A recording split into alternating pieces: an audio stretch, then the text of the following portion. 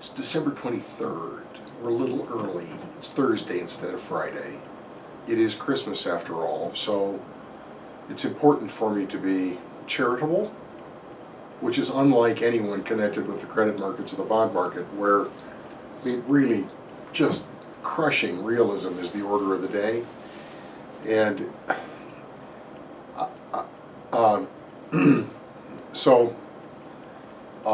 the Trump team is coming together.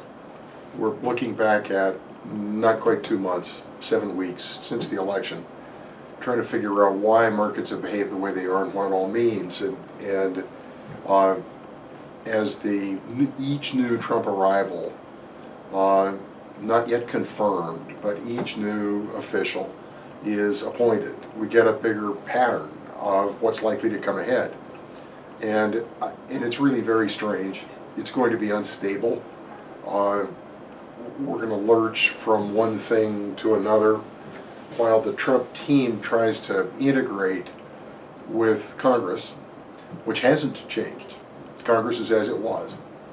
Congress owes the Trump arrivals nothing. Some of them are, the Tea Party group tends to align with Trump's base, but everybody in Congress assumes they're going to be in office longer than the president is. The dominant flavor that's coming out of this is, a certain number of less than bright lights. That's common to every administration. There are an unusual number of wackos. Mr. Trump clearly enjoys being near some wackos for personal reasons. I suspect it makes him feel less wacky when he's with them. Other than those groups, the dominant group are deal guys. Not just business people, but deal people, which is what Trump has been. And being a deal guy is different than being the manager of something like Exxon. The Treasury Secretary, the Secretary of State designate, the CEO of Exxon, that's a lot like running a government. It's involved in 80 nations overseas. It's an immense organization. A guy like that is used to running a complicated organism, but even in the case of one that big, his job is to look after stockholders, nothing else. There's always a voice, back as far as my life goes and before, that wishes that government would run like a business. It can't. Businesses have only one constituency.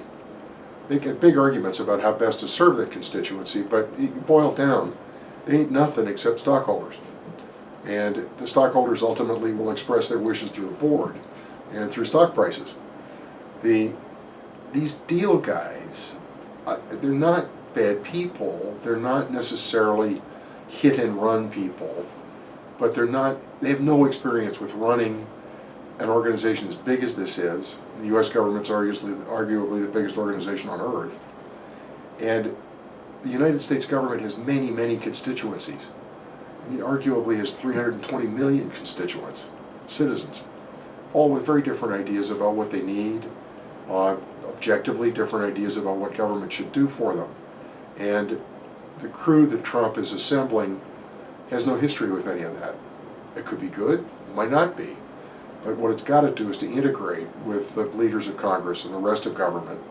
And there isn't any good way to know how that's going to turn out. But my hunch is that the hopes in markets, stock market, big tax cuts, big stimulus spending, business unchanged, are not going to be met. The fears in the bond market that we're going to have big stimulus spending and an overheating economy and much higher interest rates, I don't think that's going to happen either. The rise in interest rates that we've seen is in many ways appropriate for the level that the economy has reached now. It's not necessarily predictive of what comes. I do not wish ill on the amateurs who are arriving in the Trump administration. I'd never wish ill on my country.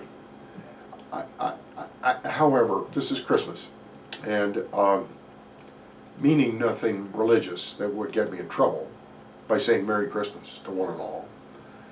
It's merely a thought from Charles Dickens about the redemption of soul And that's available to all of us, including new government officials. With that thought, Merry Christmas to one and all.